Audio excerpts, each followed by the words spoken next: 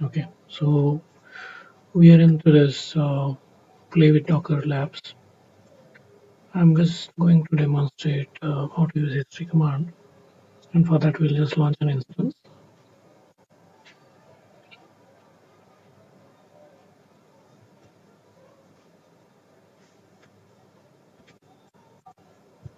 Okay, so as you can see, we are into a Linux shell.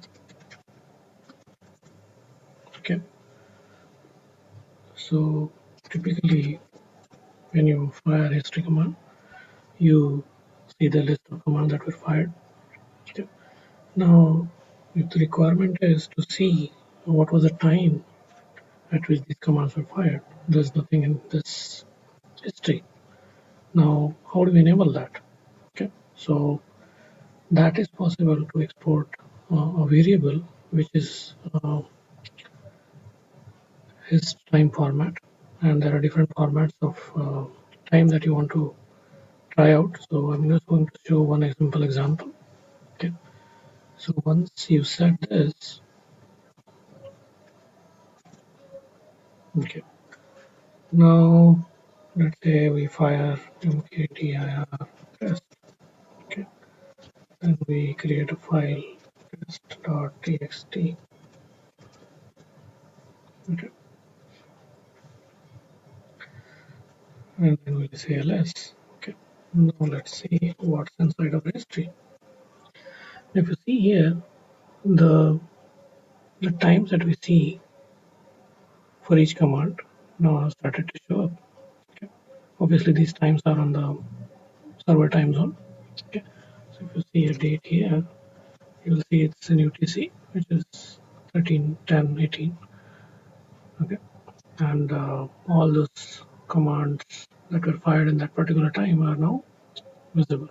Okay, you might want to play around with this time format, but up to a second granularity most of the time works.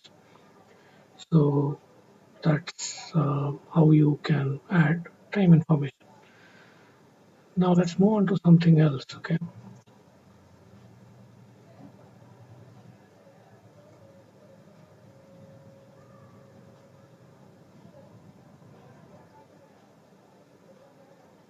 so you want to, for example, clear the history commands, or you want to avoid any trace of whatever commands you have fired. This is a simple way where you say history minus C. Okay. Now if you fire history, you will not see any history of the previous commands fired. Now, though this is not a great idea, you might want to do that in certain cases where you might have used some administrative commands, and by mistake maybe if you uh, type passwords on the shell prompt, which is not a good idea, but let's say you did that. So this is a good way to clear that trace of passwords from the history. Now that's what I wanted to share. Okay, I hope you like this. Thanks.